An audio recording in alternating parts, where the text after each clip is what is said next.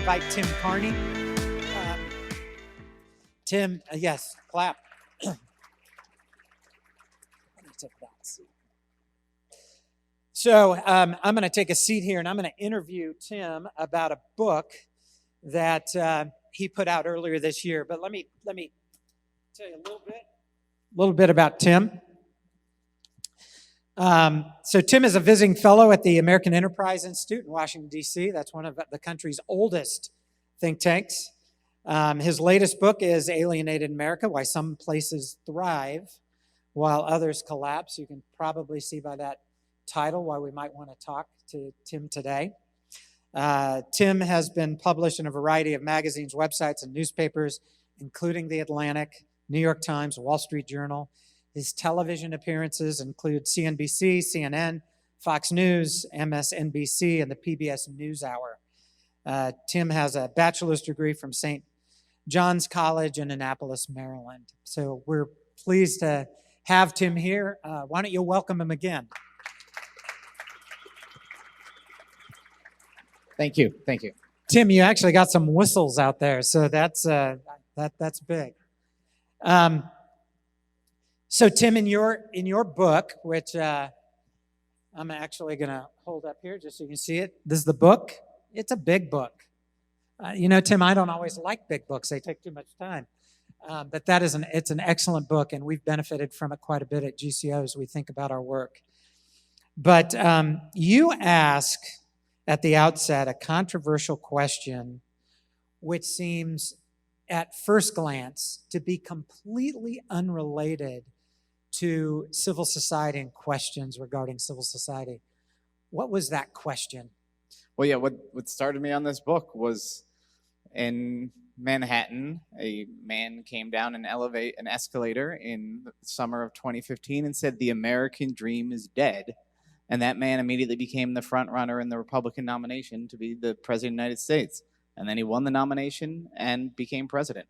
So, and not just that, there was something about the electorate that rallied immediately to Donald Trump. So in the book, I don't talk about who chose Trump over Hillary or any of that stuff, or who supports Trump today or any of his policies, but hundreds of thousands of voters who would usually sit out elections, or if I ran into them in a roadside country bar, would say, "Oh, I don't care about politics, it doesn't matter," or who were registered Democrats, came sort of out of the woodwork and voted in Republican primaries, stood in line outside of rallies, went to caucuses, which shakes up your whole evening in Iowa, and got behind this guy. And I saw that his message, the American dream is dead, not something any other politicians ever say.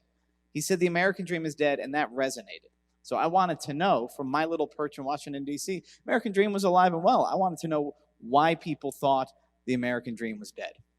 Well, Tim, thanks for kicking us off on a non-controversial topic that people are not at all uptight about or passionate about. So actually, we're going to try to dispassionately now talk about something that people are passionate about. We're going to talk about what's going on in our communities. And so Tim, as you sought to answer that question, tell us some of the things that you found. Well, so I started by looking at the opposite places. I said, where do I think in the primaries and caucuses, et cetera, where can we sniff out that there's the least support for Trump among Republican voters?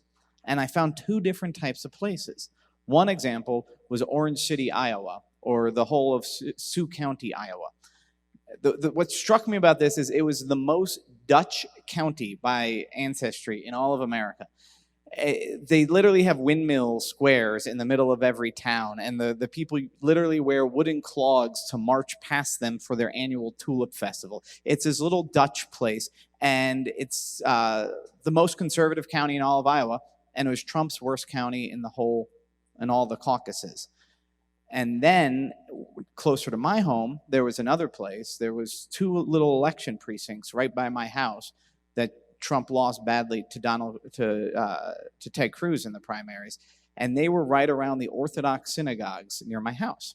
Now, in the Orthodox teachings followed by the attendees at these synagogues, you can't drive on the Sabbath. So everybody has to live within walking distance of their house of worship. So it creates these intense, tight-knit communities.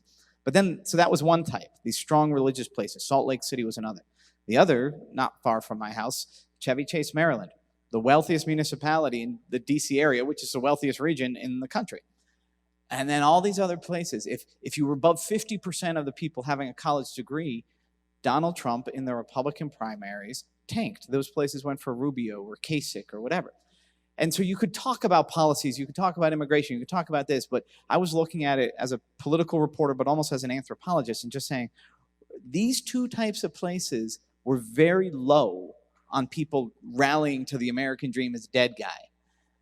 And they seem like two very different types of places, right? These strong, religious, largely rural places, and these elite, upper middle class, or wealthy, suburban, sometimes urban, that are more liberal politically than the others.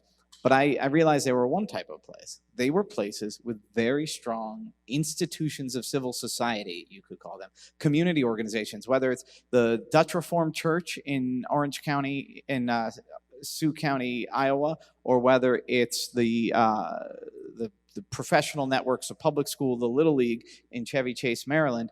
And you guys have all your analogies here in Georgia. In these elite places, people belong to things. And in these small, strong religious places, that didn't have the same problems as the rest of rural America, people belong to things. And I thought that was the connecting thread among the places where Trump wasn't doing well. In the early primaries, again, this is not Trump versus Hillary. The flip side of that, I went to his strongest places, in whether it be in West Virginia or Pennsylvania, and what I found was not just shuttered factories that Trump would talk about, but shuttered churches. The ladies behind the bar would tell me, I got 2 kids. When they grow up, I want to do a family night on Friday night. But guess what? The go-kart place shut down 20 years ago. None of the churches have fish fries anymore. There's only one Catholic parish left. 8 of them shut down. There's no movie theater, and even though we've got a lot of people here, there's nothing to belong to.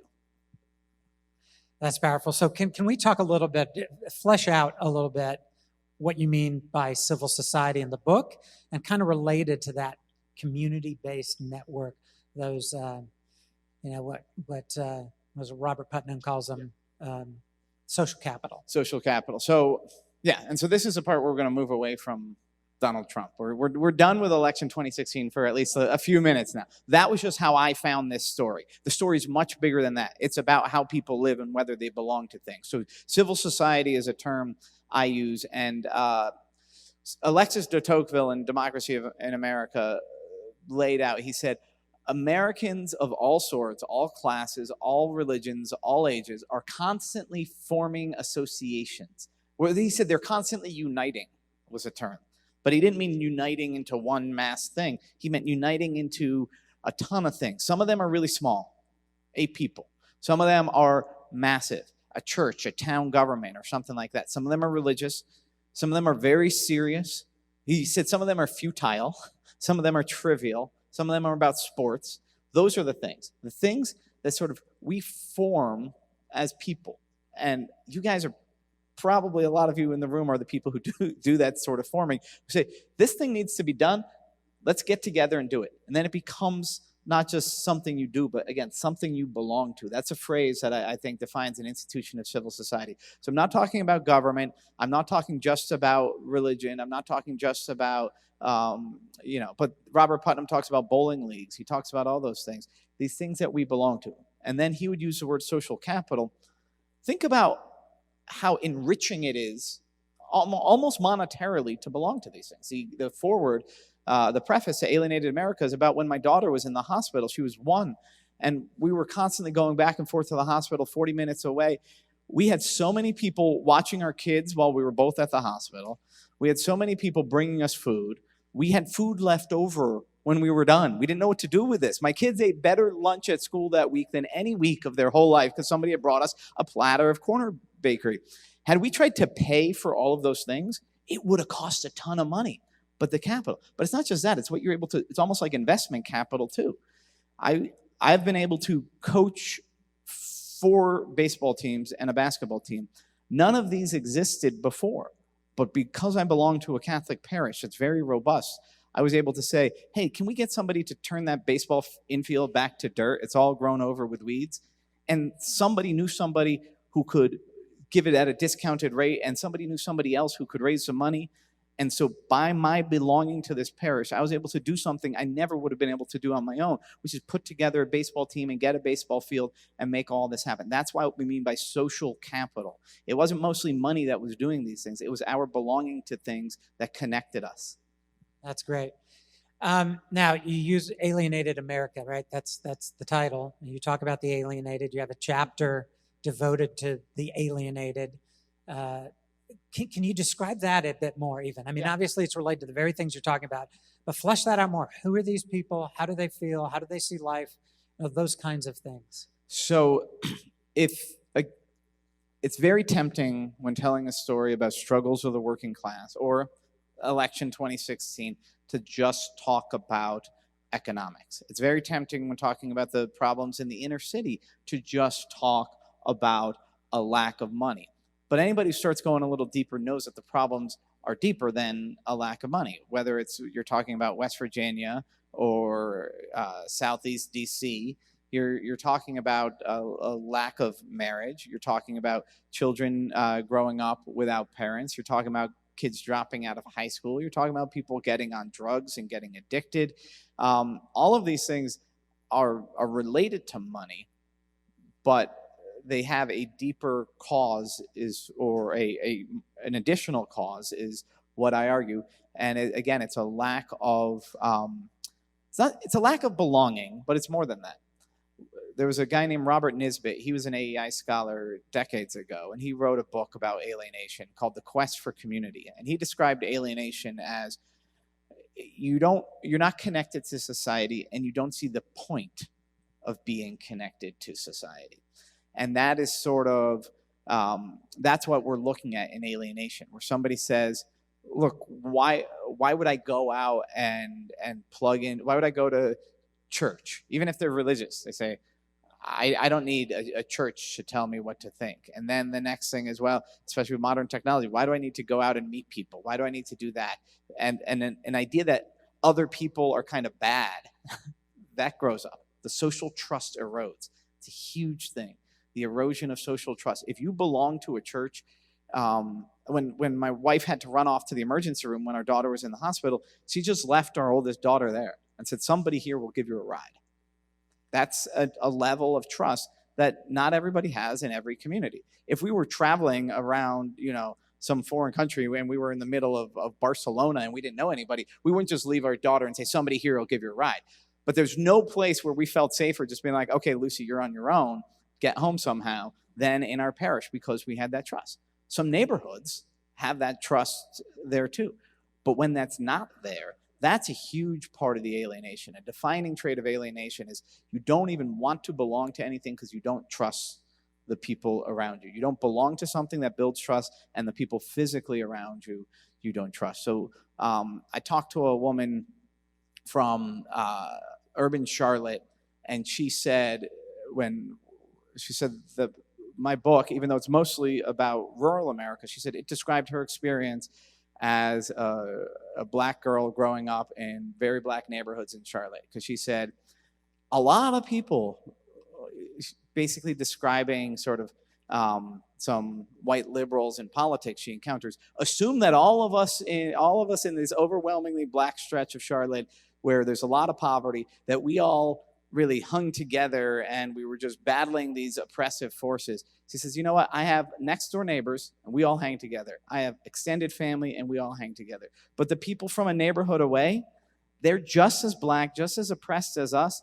They look on us with distrust and we look on them with distrust, and it's this constant circle. And suddenly I realized she was describing what I had seen out in Western Pennsylvania, in these white working class rural places, where there's this idea of, oh, well, those good country people, they believe in God, they go to church, they just don't have any money, and they all hang together. No, those good country people are in a place where they don't trust their neighbors, and they don't think their neighbors are good country people, and in turn, it goes back the other way. So that lack of social trust is a key element of alienation. So you mentioned when you started to answer the very first question about what was it that prompted this whole book and all your research? You mentioned the American dream, the declaration made by a candidate that people followed who said that it was dead. So can you talk about your research into what we historically have understood about the American dream, and also how different people experience it in the United States? So sometimes we have a very materialistic explanation of the American dream, that it has to do with getting rich or making money or owning a house. And a lot of people use that sort of definition. But increasingly, I think when people, I think if you go historically and how people think about it in their own lives, it's something else. To return to Alexis de Tocqueville, he said, nothing is more worthy of understanding about the Americans than their tendency to form and belong to these organizations. The little platoons that Edmund Burke would call them, were defining trait of us, much more so than in Europe. In France particularly, things are sort of made up on high. The central government makes little cities, and the cities make little divisions, and those are just sort of administrative units, right? But we don't think of the things we belong to as just being administrative units. They're really something engaged, pursuing a higher purpose. So that is how I came to define the American dream by the end of writing Alienated America. Was, do you have the ability to belong to something bigger than you, where you can jointly pursue a higher purpose outside of and above yourself? And doing it voluntarily and having it be so different from place to place, what it looks like. If you were to walk into a Baptist church in Washington, D.C., and then walk into one in Atlanta, it would be different. Even for Catholics, we're supposed to have the same liturgy. It's different in different parts of D.C. That patchwork diversity that we have. And then the fact that we belong to many different sort of overlapping things. You belong to a church, you belong to a swim club, you're in a neighborhood, you send your kids to a public school, you do all these things, and they overlap and they don't overlap, and they're different sizes and they're at different levels. Some are very spiritual, some are very mundane. That is also a uniquely American thing. So this is how I define the American dream. And it's tied up with education, it's tied up with economic and social mobility, is the forming and belonging to multiple overlapping voluntary institutions. That's very American, and it, I think, is what drives, and I point to data in the book, that it's what drives the other things that we think of as very American, such as you can be whatever you want. All right, so describe a couple of things. One is, what do you think has driven the decline in civil society, and is there hope to rebuild it?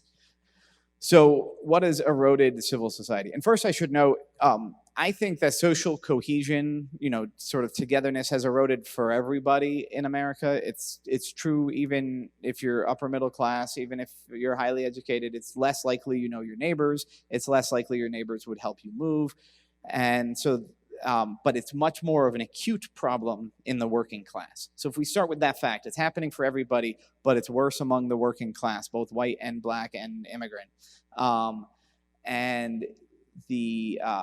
If we start with that fact, what's caused it for everybody? Technology is a huge part of it. I mean, it's great that we can, if anybody here is an introvert, there's one part of my book where I'd written the paragraph as sort of a story of what's wrong with America. I said, you can, watch your TV, do your job, get your groceries, make a gourmet cup of coffee in your house, have everything delivered to you, watch any possible program, get a book, read it, do all of this, and never have to leave your house or interact with another human being. And I meant that as a bad thing, but some of my introverted friends were like, that sounds like heaven to me. And introverts need to be able to be introverts, but when we have a society rigged to say, actually, it's better to just kind of stay at home.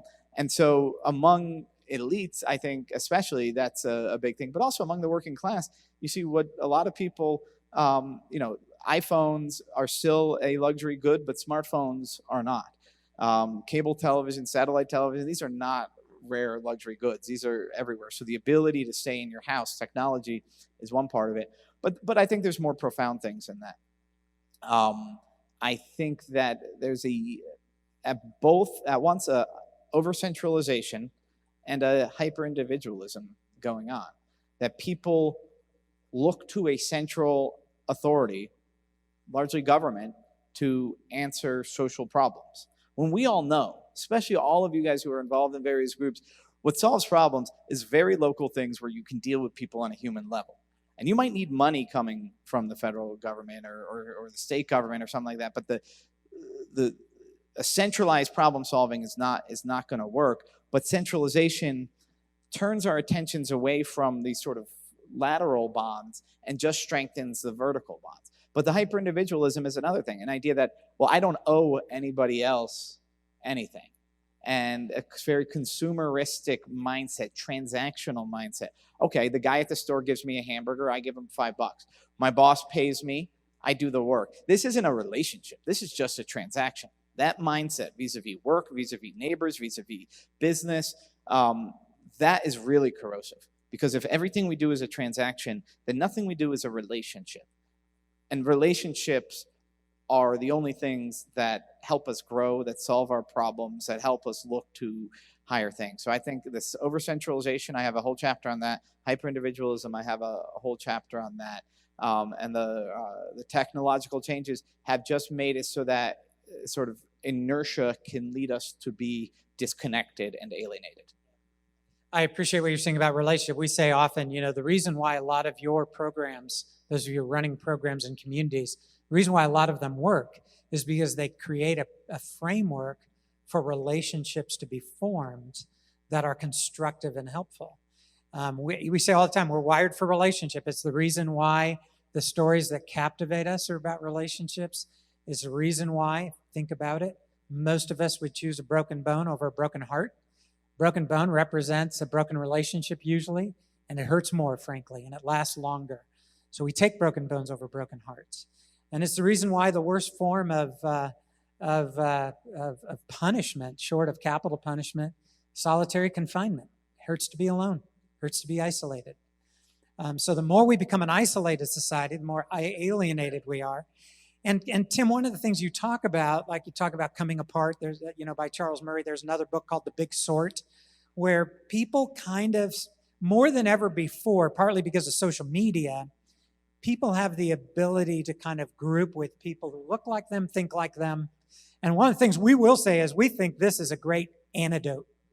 Working in communities is an antidote to that kind of isolation.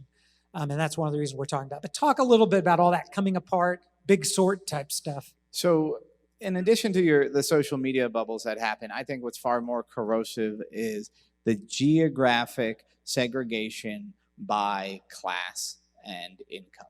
America is less segregated by race geographically than it was in 1960, and America is more segregated by class, which is to say it was more likely that wealthy people would go to the same dog park, go to the same congregation, go to the same public school with middle-class people and poor people 60 years ago than it is today.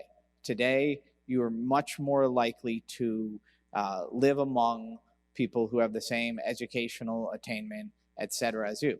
Now, this is bad for the wealthy and for the poor. But because, as I was saying, the highly educated, high-income people actually do a pretty good job of building and plugging into community networks. They have more flexible jobs. They sort of grew up and came up through this. They see the point of these institutions. They're more likely for one of the two parents to be able to have part-time or work from home. They have more likely to be able to set their own hours so they can coach a little league team. But so those people who had that flexibility and had that experience used to be more scattered around every town, every neighborhood in the country, and now they're more concentrated. So if you go to the Village Hall of Chevy Chase, 2 days ago, it was overflowing for debate over a dog park. If you go to the local government meeting out in Uniontown, Pennsylvania, there's the city council and nobody else is there. So rather than having civically engaged people in every town lifting up everybody, they're all these now type A personalities where there's too many of them in a room right outside of our big cities in those suburbs. And so that geographic segregation by educational level and income leads to this very uneven situation, and I think leads to the collapse of community, which then leads to all these other maladies we see in inner cities and a lot of poor rural areas, which is, again, drugs, high school dropouts, unwed mothers trying to somehow raise money, make money and raise children at the same time. So we only have a few more minutes, but you can see we have a number up there. You can text questions too. They'll be delivered up here to the stage. So if you have any questions for Tim, please text them. Really quickly, Tim, you look around this room. The reason people are here is because they're convinced that we can do more to impact lives in our communities. They're not here because they don't believe that. They do believe it.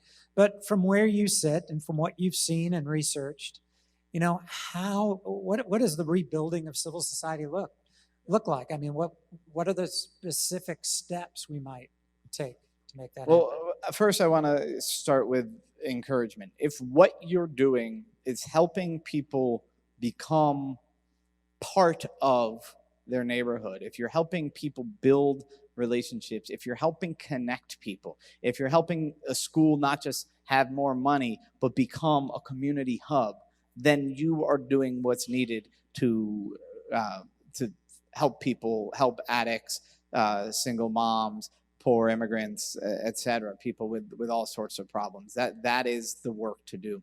And on some level, I have a last chapter of the book, which is solutions. And I'm not great at solutions because there's no one big solution, right? We're not going to get a federal department of community engagement. That would be self-contradictory, right? I always say there's 10,000, 100 million little answers out there. You guys are the answer there. So what I would think of, you can't get people to belong to something. If you are trying to get members of the community involved, there's got to be a primary purpose. And often we Catholics use the term corporal works of mercy. I get people in my parish connected, middle-class parish, by giving them two things suburban parents really need. Mostly a place to bring their kids and ignore them while the kids run around safely and the adults interact. And number two, hamburgers and soda and chips and hot dogs. We feed them.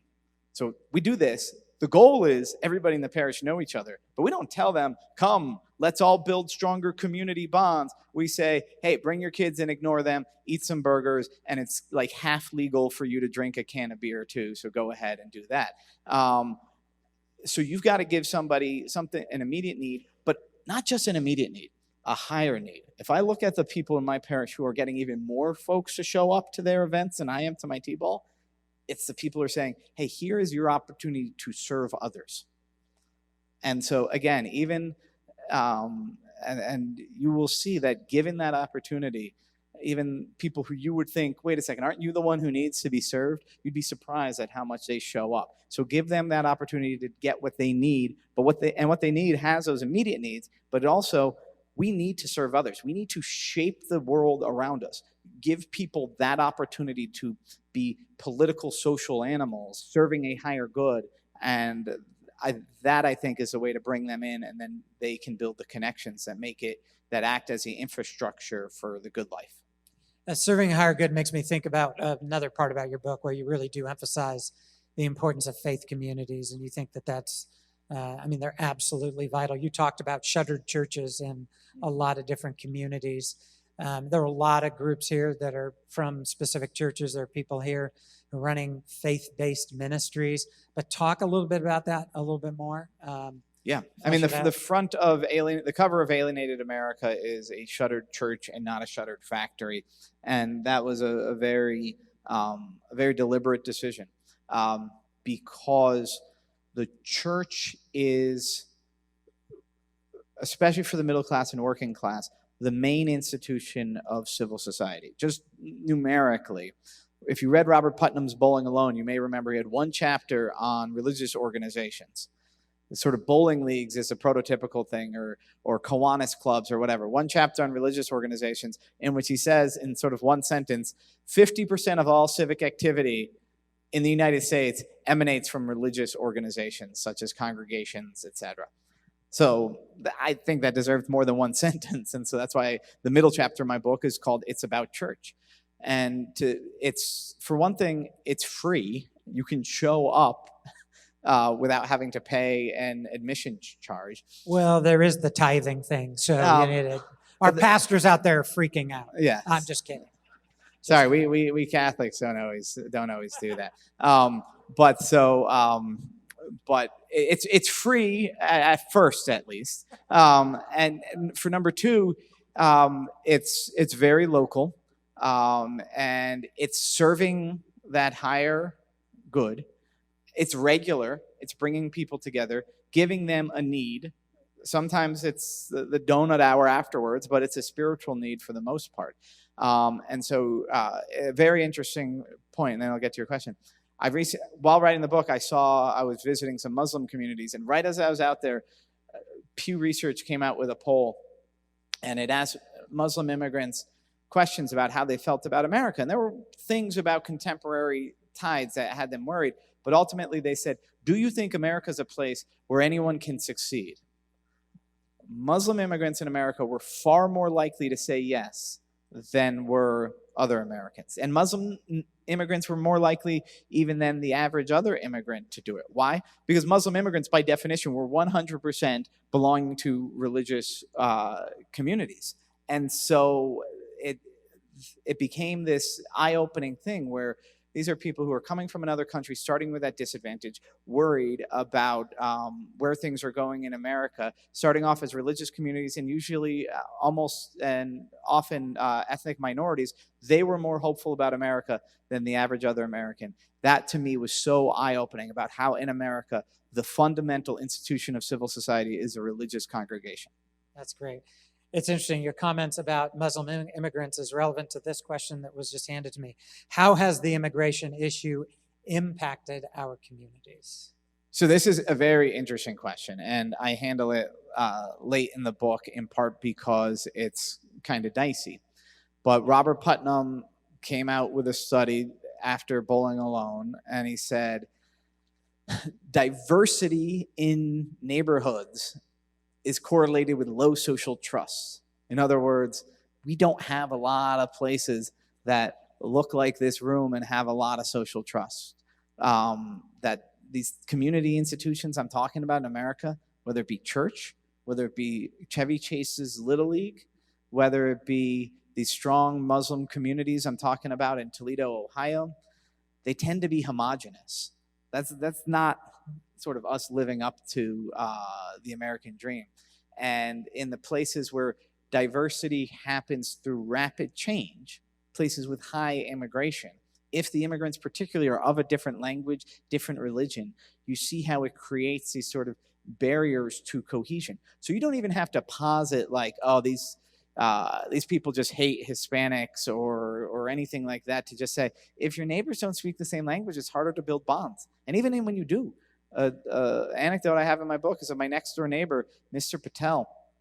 And I'd gotten to know my other next door neighbors, all of whom were immigrants, but they were Catholics too. And I said, hey, come on over, have a beer on my back deck. And we were trading tools and that sort of stuff. Mr. Patel didn't really have tools. He didn't do his own yard work.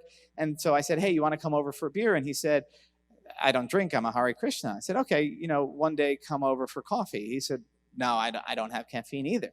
I said, I'm going to go out and get some really nice herbal tea. What's your favorite flavor? He says, I do not drink tea.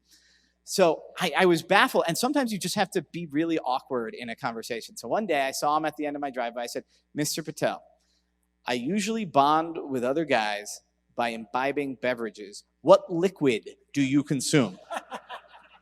LaCroix, I've got cans of that. He said, do you realize how wasteful those cans are to the creation that God has given us?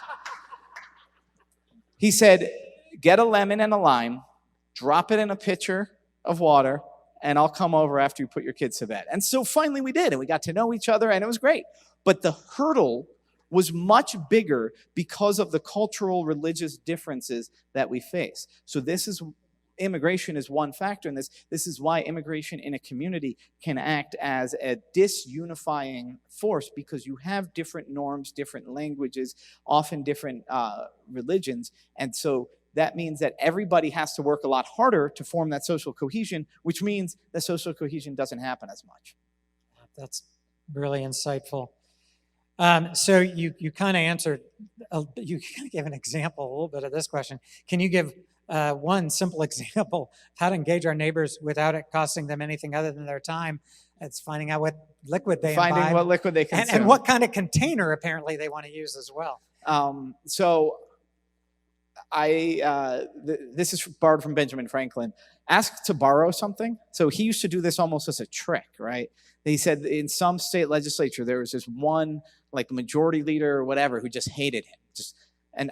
From what you know about Ben Franklin, there's probably lots of reasons to dislike him. But anyway, this guy hated him. So he said, how can I get this guy to like me? Does some research on the guy, finds out he's a collector of rare books, walks up to him and says, do you happen to have an early edition of Thomas Hobbes' Leviathan? I've been looking all over. I can't find it. And someone said, you might have it. And I was like, I actually do. And he lends it to him, and he's chatting it up. And then Franklin, who probably already had that book at home, takes it home, brings it back a few days later, returns, like, thank you. I'm so grateful to you. And then they became good friends. So it seems backwards, right? You're thinking, I'm going to do something for you to form our bonds. But just people need to be needed. I suddenly taken this question to a much higher level than I intended to, but people need to be needed. And if your next door neighbor, my next door neighbor saw my eyes light up when I saw he had a miter saw and a table saw and all these things that I needed. He's like, Tim, I want you to come and borrow it. So that's one easy way. Ask them for a favor. Will you join me in thanking Tim